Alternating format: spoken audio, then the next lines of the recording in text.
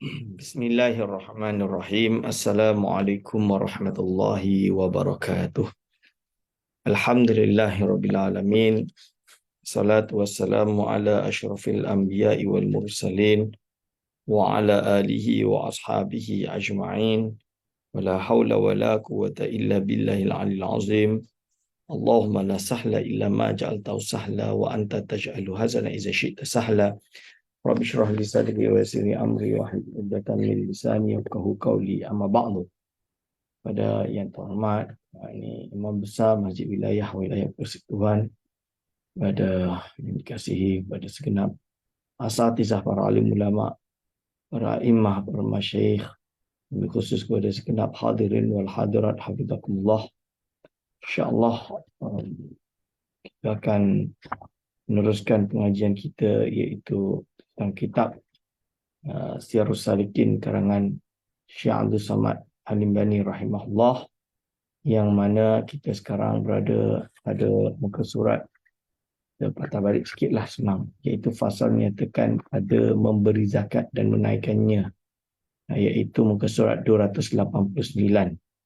Jadi wal hadrah hafizakumullah, insyaAllah ini kita akan bahas perkara ini yang dipanggil dengan iaitu syarat cara menunaikannya daripada asnaf dan lain-lain. Bismillahirrahmanirrahim. Qala mu'alif rahimahullah wa nafa'ana bihi wa bi ulumihi amin. Ini suatu fasal 289 ya, juz 1.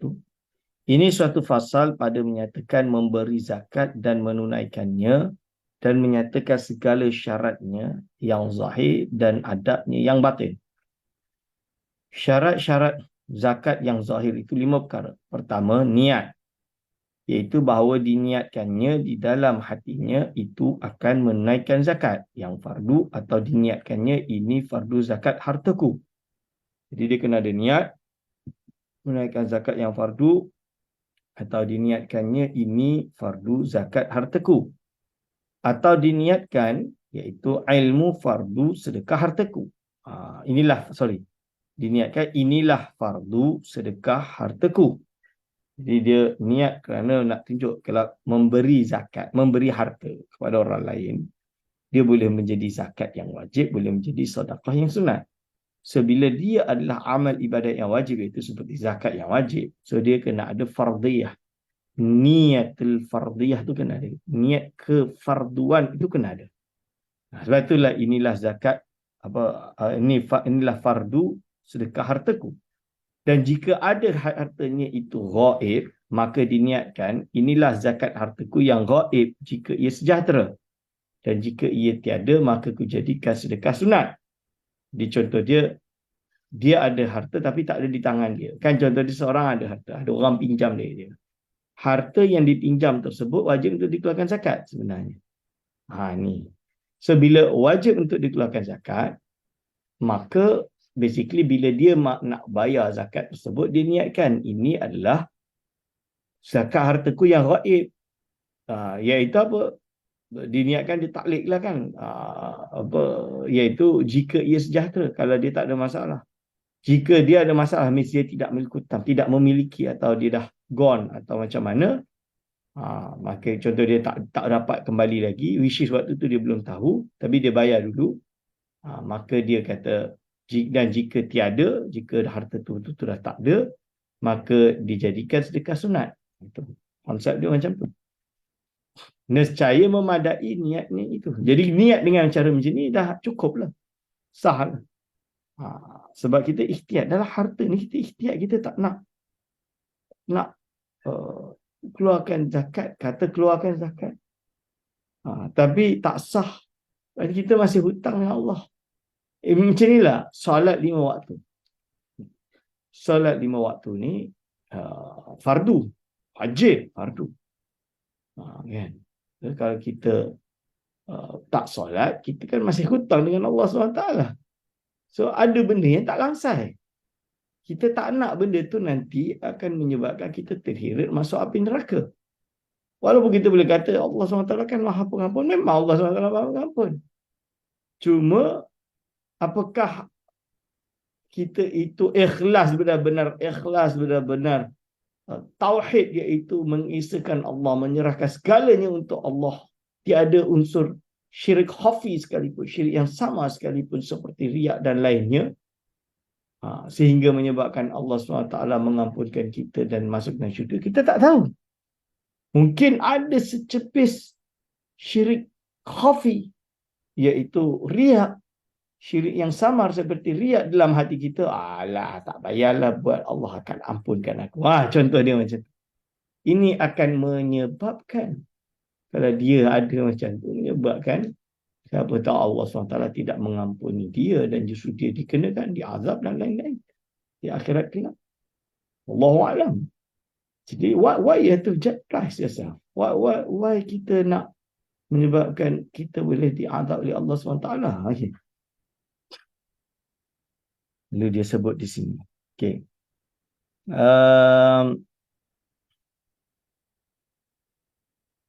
Lalu dia sebut, dan wajib atas wakil kanak-kanak atau wali orang gila itu meniatkan pada ketika mengeluarkan zakat harta kanak-kanak dan harta orang gila itu. Dan memadailah. Jadi diniatkan untuk itu, dia kena niatlah. Ini zakat untuk siapa? Al-umuru bimaqasidiha. Perkara itu sesuai dengan niat dia. Innamal a'malu binniat. Amal hanya boleh sah dengan niat. Dan memadailah niat muwakil tatkala ia memberi kepada wakilnya itu atau diwakilkannya niat itu kepada orang yang disuruhnya mengeluarkan akan zakat hartanya. Dan demikian lagi wajib meniatkan zakat fitrah itu seperti diniatkannya di dalam hatinya. Dan ini zakat aku atau isteriku, atau ini zakat fitrah anakku dan barang sebagainya, dan lain-lain. Ini kena niat. Kedua, wajib menyegerakan akan memberi zakat itu pada ketika sampai waktu wajibnya, serta hadir harta itu dan orang yang menerimanya pun hadir. Jadi wajib menyegerakan alal fawr, memberi zakat itu pada ketika sampai waktu wajib. Serta hadir harta itu dan harta itu ada, dia boleh nak bayar. Dan orang yang menerimanya pun hadir, ada asnaf, ada depan dia. Dan haram mentakhirkan zakat fitrah daripada hari raya itu dan masuk waktu wajib zakat fitrah itu dengan masuk matahari daripada akhir hari Ramadan dan masuk waktu menyegerakannya di dalam bulan Ramadan sekaliannya. Ini. Jadi zakat fitrah itu masuk matahari daripada akhir Ramadan dan masuk waktu menyegerakannya itu dalam bulan Ramadan sekaliannya. Okay. Dan barang siapa mentakhirkan zakat. Ini. Barang siapa yang mentakhirkan zakat daripada waktunya serta dapat mengeluarkan akan dia, maka jadi ia asi, yang sengaja untuk mentakhirkan, maka jadi dia asi, orang yang mengerjakan maksiat. Dan tak kala sampai nisab hartanya itu, nescaya harus disegerakan zakatnya itu dahulu daripada haulnya itu. Hadirin wal hadirat hafizakumullah. Okay, yang ketiga, hendaklah zakat yang dikeluarkan itu iaitu ain harta yang wajib zakat itu. Jadi hendaklah zakat yang dikeluarkan itu iaitu ain harta yang wajib zakat itu. Maka tiada memadai zakat perak daripada emas. Jadi perak daripada emas ni. Dan zakat emas daripada perak. Dan jika lebih harganya yang dikeluarkan itu sekalipun. Jadi dia kena memberi berapa persen daripada perak, dia keluarkan emas atau emas ada perak. Dan demikian lagi tiada memadai akan zakat itu harganya.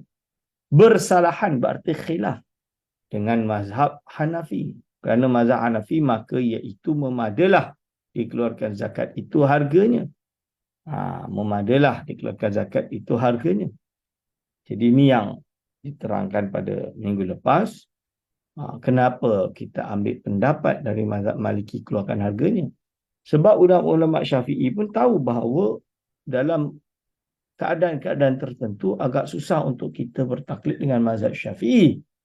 Kerana keadaan menuntut kita untuk bertaklid untuk ialah pindah mazhab dalam bab ini, keadaan tersebut, maka pakailah mazhab waktu itu mazhab Hanafi, yang mana membenarkan zakat menggunakan yang dipanggil dengan qimah.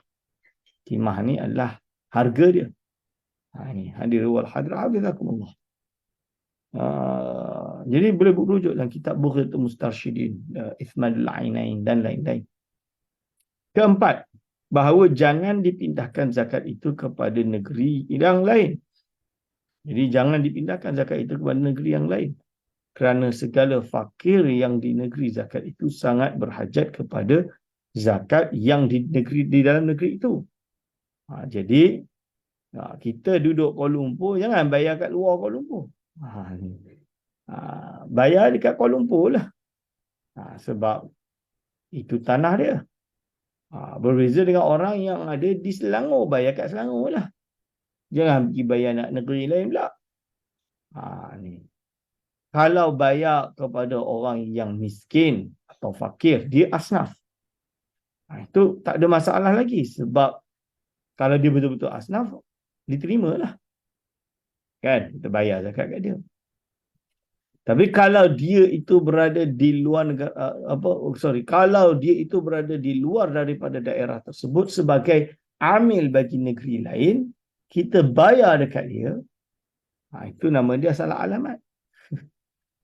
Sebab apa? Sebab dia dah bukan amil lagi. Di negeri tersebut dia bukan amil lagi. Kan? Di negeri yang lain dia bukan amil, dia hanya amil di negeri yang lain. So bolehkah kita bayar dekat orang yang bukan amil di negeri tersebut? Tak boleh lah. Ini hadirin wal hadirat hafizakumullah. Dan kata Imam Al-Ghazali rahimahullah ta'ala, dan pada satu kaul harus memindahkan zakat itu, tetapi yang aula dikeluarkan zakat itu di dalam negeri yang wajib harta zakat itu supaya keluar daripada bersalahan-salahan ulama. Jadi menurut kaul, menurut Imam Ghazali, ada kaul yang mengatakan bahawa memindah zakat itu boleh. Tapi lebih aula bayar dekat negeri tersebut yang wajib, supaya apa? Khurujul minal khilaf mustahab. Jadi lebih baik untung bayar di negeri itu sendiri. Kelima, hendaklah dibahagikan zakat itu kepada segala orang yang maujud ada di dalam negeri itu, iaitu orang yang tersebut di dalam firman Allah Ta'ala, innamas sadaqatu lil fuqara. Jadi dia kena bagi kepada apa? Iaitu segala orang yang ada dalam negeri itu, bukan pada orang yang lain. Hingga akhir ayat ini, surah At-Taubah ayat 60, kerana wajib meratakan zakat itu kepada orang-orang yang tersebut. Asnaf tadi itu sekira-kira maujud di dalam negeri itu, seperti yang lain akan datang bicara sekaliannya itu insya-Allah Ta'ala. Okay, faedah. Kita hanya jelaskan selingan lah. Lebih kurang sikit. Dia tahu sikit. So, kita terus selanjutnya kepada perbahasan faedah. Maujud di dalam negeri itu, faedah ini suatu faedah pada menyatakan harus taklid kepada mazhab orang lain. Jadi kita nak bahas tentang bolehkah kita pakai mazhab yang lain? Boleh.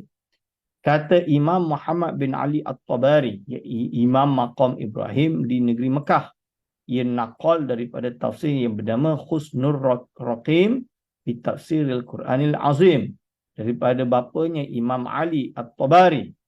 Apa dia kata? Waqad arsyadana al-ulama'u radhiyallahu ta'ala anhum ila taqlidi al-hajati, ila taqlidil hajati,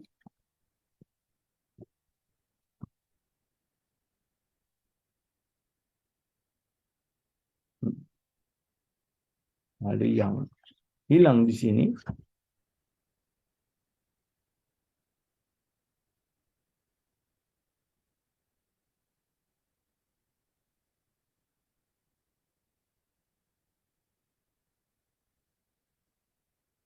Okay, maksud dia insya-Allah ini footnote nombor 5. Ya, ada tersalah.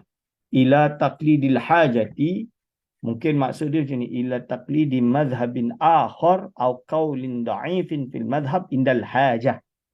Wallahu ta'ala a'lam. Itu. Jadi ada ibarat kalam yang hilang, boleh rujuk dalam muka surat 312. Jadi Syekh Ahmad Fahmi Zamzam dia bagi note. Sebab kat situ titik-titik means dalam kitab bulak, kitab cetakan lama, kitab kuning tersebut, mungkin ada yang terjatuh ibarat dia, iaitu ila taqlidi madhhabi akharin au qawlin da'ifin fi madhhabi indal hajah wallahu alam. Indal hajah tu. Famin dhalika ma nuqila 'anil Imam Musa bin Ujail annahu qala salasu masaila fi zakati yufta fiha bi khilafil madhhab, naqlu zakati wa daf'u zakati ila wahidin wa daf'uha ila sinfin wahidin.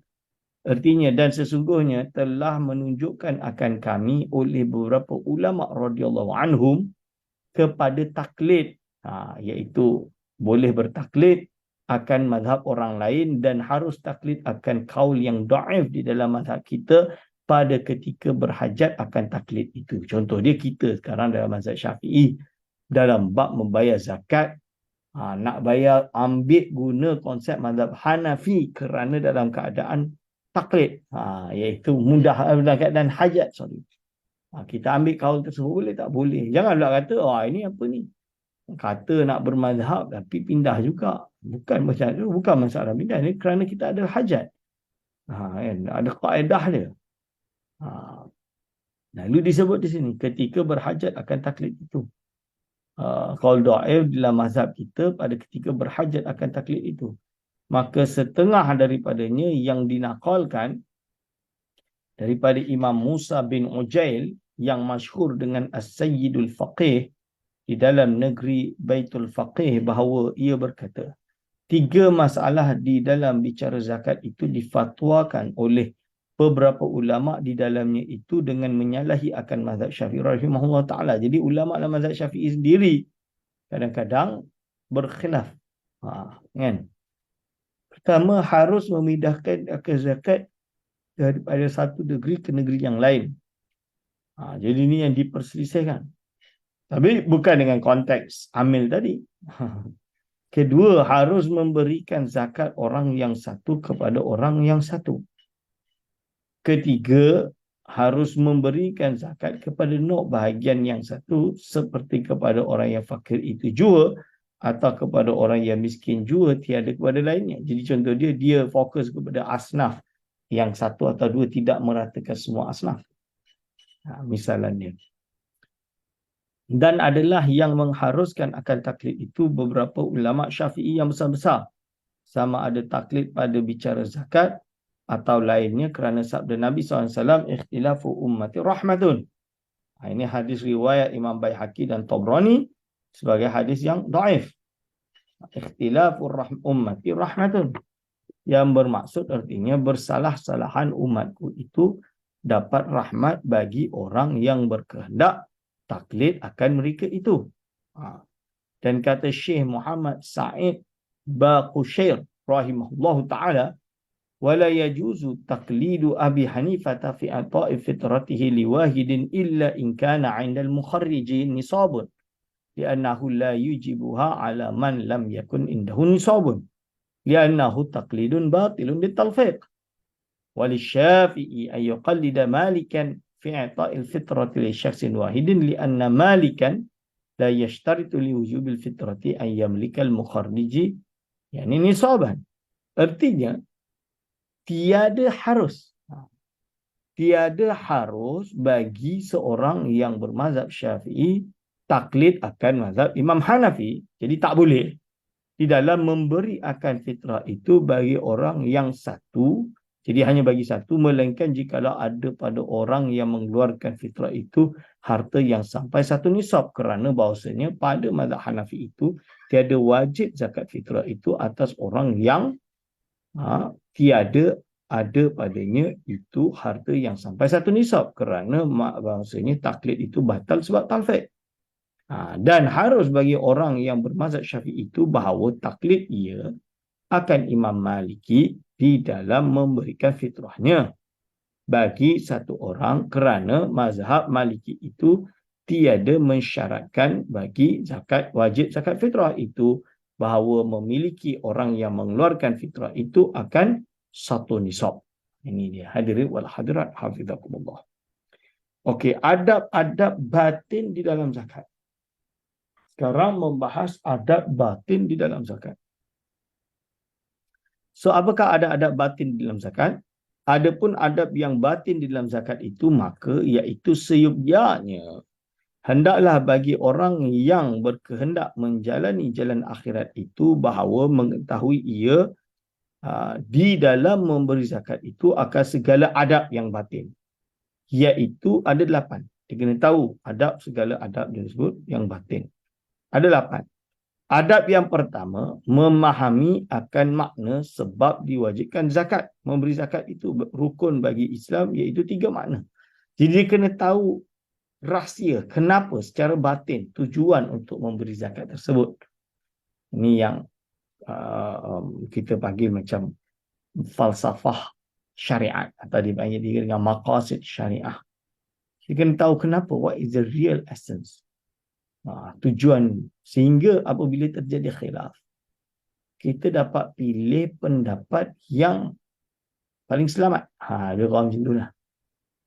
Bukan paling selamat, paling selamat atau paling yang dapat menjaga apa? Menjaga khilaf, menjaga maqasid. Tujuan utama kenapa syariat tersebut diturunkan. Makna yang pertama untuk zakat, bahawa memberi zakat itu dia menyempurnakan akan tauhidnya. Kerana memberi zakat itu justru menyempurnakan tauhid dia, kepercayaan dia, iman dia. Kerana mengucap 2 kalimah syahadat itu rukun bagi Islam, iaitu melazimkan bagi mentauhidkan Allah Ta'ala dan melazimkan akan naik saksi. Maksud naik saksi itu ia bersyahadah tadi, bagi keesaan Tuhan yang mempunyai sembah dengan sebenar-benarnya, dan disyaratkan kesempurnaan tauhid itu bahawa tiada tinggal di dalam hati orang yang mentauhidkan akan Allah Ta'ala itu suatu yang lain yang dikasihinya, yang lain daripada Allah Ta'ala, dan adalah harta itu sangat dikasihi oleh segala makhluk. Kerana hati segala makhluk itu sangat cenderung kepada harta ini dan sangat kasih akan dia. Dan dengan harta itu sampai segala hajat. Jadi memang manusia ni sayang harta. Mana ada manusia tak sayang harta? Jadi dia untuk orang yang tauhid kepada Allah ni, dia dengan membayar zakat ni dapat memutus sikit demi sedikit hubungan kita dengan harta, tapi kembali kepada Allah SWT. Itu tujuan dia. Kan? Betul. Hadirin wal hadirat. Dan adalah mengucap 2 kalimah syahadah itu tauhid dengan lidah jua, iaitu tauhid pada zahir jua. Dan tiap-tiap zahir itu ada baginya batin. Dan jikalau muwafaq sesuai zahir itu dengan batin, maka dinamakan benar. Dan jika tiada muwafaq zahirnya itu dengan batinnya, maka dinamakan akan dia dusta. Kalau hati dengan zahir itu tak sesuai, itu namanya dusta atau nifaq. Kalau sesuai, muwafaq, ini adalah benar, sidik. Okay. Kemudian, maka diwajibkan Allah Ta'ala atas manusia. Jadi Allah SWT mewajibkan atas manusia. Itu maksud dia. Itu memberi zakat hartanya supaya mencuba ia akan batin manusia itu dengan memberi zakat hartanya. Adakah muwafaq batin itu akan zahirnya atau tiada? Maka jika ia menjunjung akan suruh Allah Ta'ala itu dengan mengeluarkan zakat itu, maka menunjukkan akan batin manusia itu, yakni hatinya itu muwafakat dengan zahirnya, yakni muwafakat batinnya itu dengan lidah yang mengucap ia akan 2 kalimat syahadah.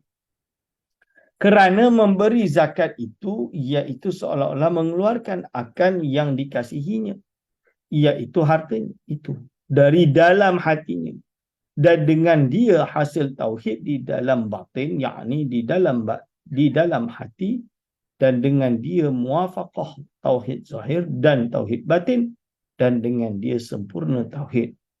Dan dari sebab itulah adalah manusia itu terbagi atas 3 bahagi. Because of this, manusia ada 3 jenis, 3 bahagian.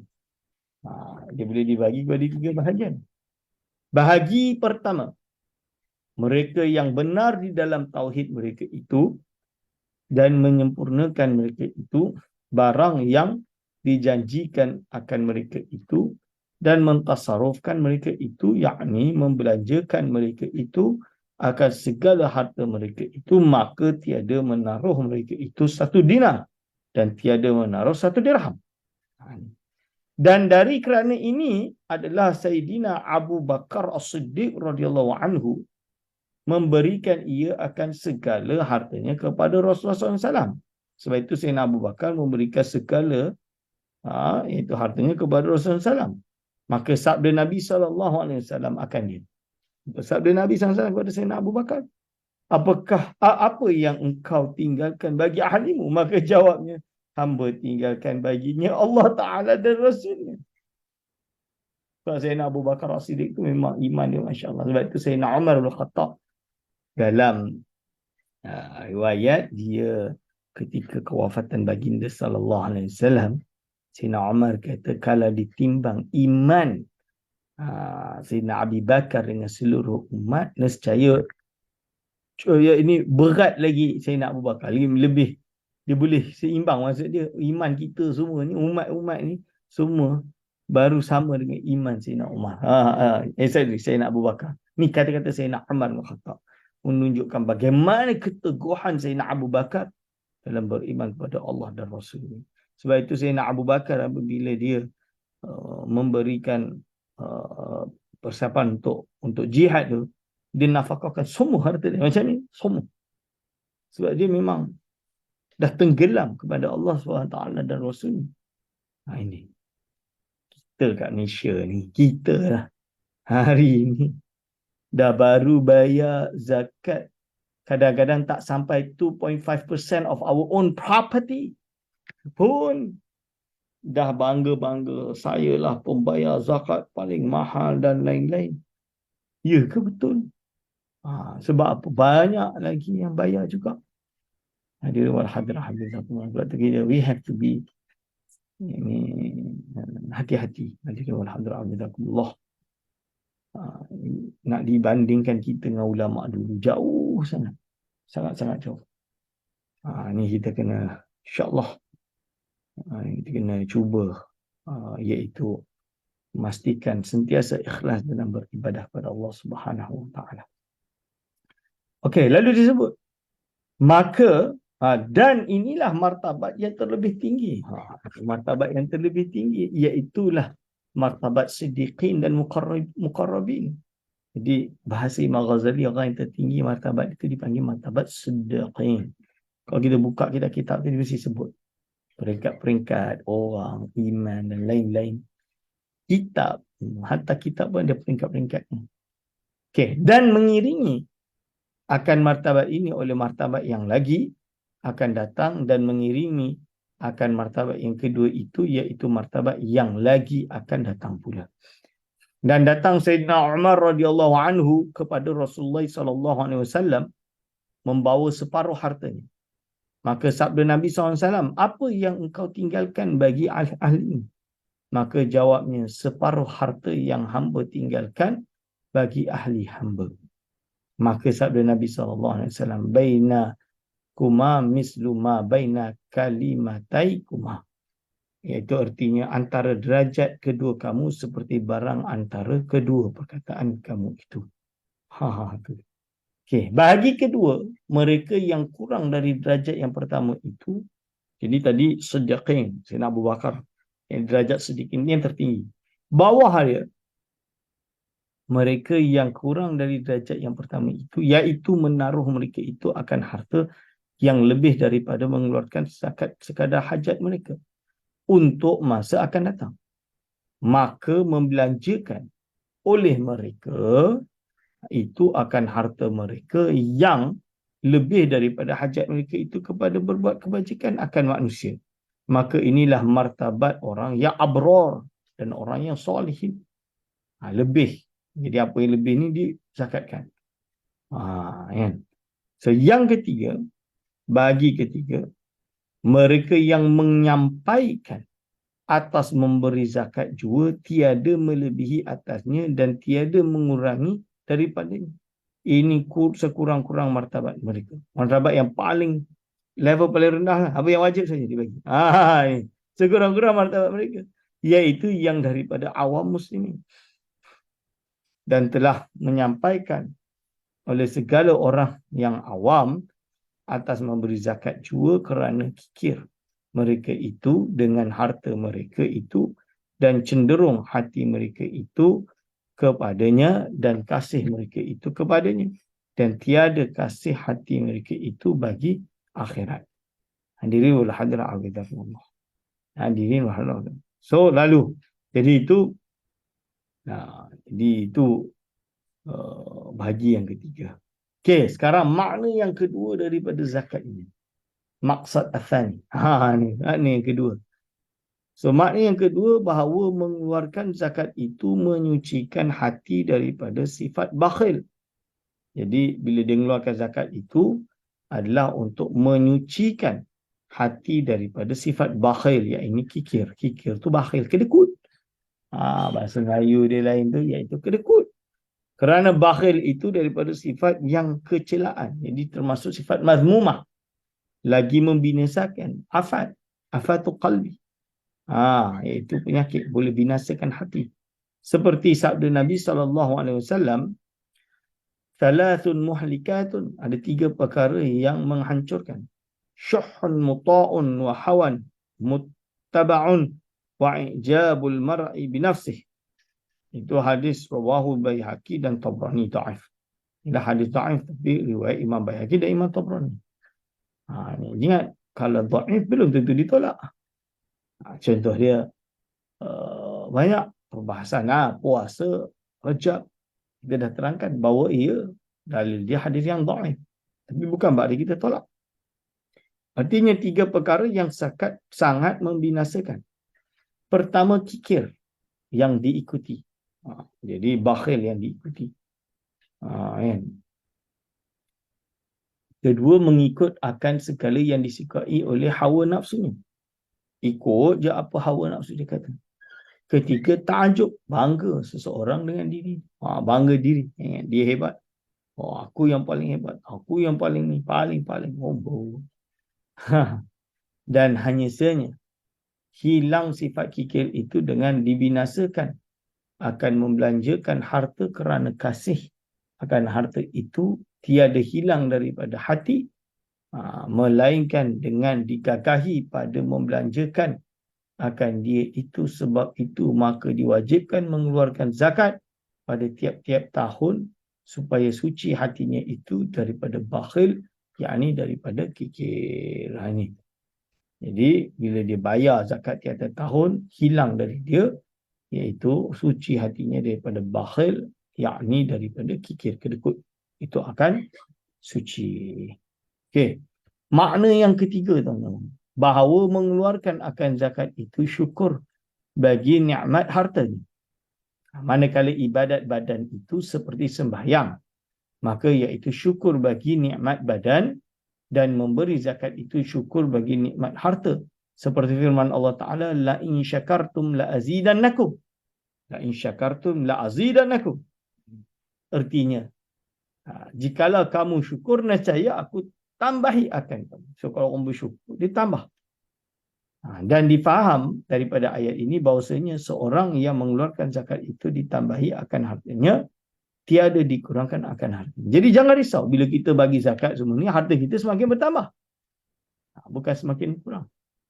Adab yang kedua, seyogyanya bagi orang yang hendak kemenangan di dalam akhirat, itu bahawa menyegerakan zakatnya itu dahulu daripada waktu wajibnya, kerana ia menzahirkan akan raghibnya, keinginan yang mendalam pada menjunjung suruh Allah Ta'ala, dan supaya menyampaikan segala kesukaan di dalam hati orang fakir. Istimewa pula jikalau ada fakir pada waktu takjil, yakni pada menyegerakan itu sangat hajat, maka yang demikian itu amat besar pahalanya. Hadirin wal hadirat, hafizakumullah. Itu adab yang kedua daripada membayar zakat. So adab yang ketiga, yakni terlebih afdal mengeluarkan zakat itu dengan sir. Jadi jangan zahirkan. Melainkan yang untuk diikuti supaya menjadi contoh. Supaya orang-orang ni semua boleh bayar nak bayar zakat. So ketua kampung ni dia bayar dulu. Bila dia bayar dulu, sebagai contoh kita pun, kalau dah ketua kampung kita yang kita pilih, dia yang bayar zakat, kita kena bayar zakat lah. Macam tu. Tapi kalau dia bukan yang diikuti, maka dia bayar diam-diam. Biar orang tak tahu yang dia tu bayar zakat. Banyak. Banyak dia bayar. Contohnya. Iaitu dengan sir, yakni tersembunyi, kerana yang demikian itu jauh daripada riak dan sum'ah. Sabda Nabi SAW, sadaqatus sirri tudfi'u ghadabar rabbi. Hadis riwayat Imam Tabrani dan Baihaqi, walaupun hadis dia hadis dhaif, tapi boleh untuk targhib wa tarhib. Yang bermaksud artinya sedekah yang sir itu memadamkan akan murka Tuhan. Dan firman Allah Ta'ala, wa in tukhfuha wa tu'tuhal fuqara'a fahuwa khairul lakum. Artinya, dan jikalau kamu sembunyikan akan sedekah itu dan kamu berikan akan dia kepada orang-orang yang fakir, maka iaitu terlebih baik bagi kamu. Surah Al-Baqarah ayat 271. Dan faedah menyembunyikan akan sedekah itu ialah lepas daripada riak. Kenapa kita sembunyikan sedekah tersebut? Supaya kita lepas daripada riak dan sum'ah, kerana Nabi SAW bersabda, iaitu apa? Iaitu la yaqbalullahu min musammi'in wala min mura'in wala min mannanin. Jadi hadis ini belum dijumpai lah. Artinya tiada menerima Allah Ta'ala akan sedekah daripada orang yang mendengarkan akan sedekahnya itu kepada orang, dan tiada menerima Allah Ta'ala akan sedekah daripada orang yang melihatkan akan sedekahnya akan orang, yakni bersedekah dengan riak. Dan tiada menerima Allah Ta'ala akan sedekah daripada orang yang membangkitkan akan orang yang diberinya akan dia sedekah. Hadirin wal hadirat hafizakumullah. Ini. Lalu adab yang keempat. Adab yang keempat. Sunat bahawa dizahirkan memberi sedekah zakat itu jika diketahui pada menzahirkan akan dia itu menggemarkan bagi manusia pada mengikut akan dia serta dapat memeliharakan ia daripada riak dan sum'ah, kerana Allah Ta'ala berfirman, in tubdus sadaqati fa ni'imma hiya. Jadi ini yang saya sebut tadi. Yang saya sebut, kecuali contoh dia adalah ketua kampung misalnya. Bila dia bayar zakat, pengikut dia, rakyat dia yang pangkah dia pun bayar zakat lah. Contoh dia. Tapi dia kena jaga dah, jangan sampai riak dan sum'ah. Artinya jika kamu zahirkan akan segala sedekah kamu itu, maka itu terlebih nikmat sedekah. Surah Al-Baqarah 271. Yakni seyogyanya dizahirkan memberi sedekah itu jika diikuti oleh orang. Kalau diikuti oleh orang, zahir kan? Maka jangan ditinggalkan yang demikian itu sebab takut riak, tetapi hendaklah ia bersungguh-sungguh memeliharakan akan hatinya itu daripada riak dengan sekadar puasanya. Baik, insya-Allah. Diri wal hadirah abidakumullah, kita iktifakkan pengajian kita sampai sini dengan harapan insya-Allah segala amalan kita, ilmu yang kita dapatkan menjadi ilmu bermanfaat. Ingat, jangan lupa bayar zakat dekat negeri masing-masing. Yang berada di wilayah persekutuan, ingat kita ada PWZ jangan lupa bayar kepada pusat pungutan zakat bagi wilayah persekutuan. Ada di Selangor, Lembaga Zakat Selangor dan lain-lain, insya-Allah. Saya iktifakkan sekadar ini. Aku lu qauli hadza, astaghfirullah li wa lakum. Wassalamualaikum warahmatullahi wabarakatuh.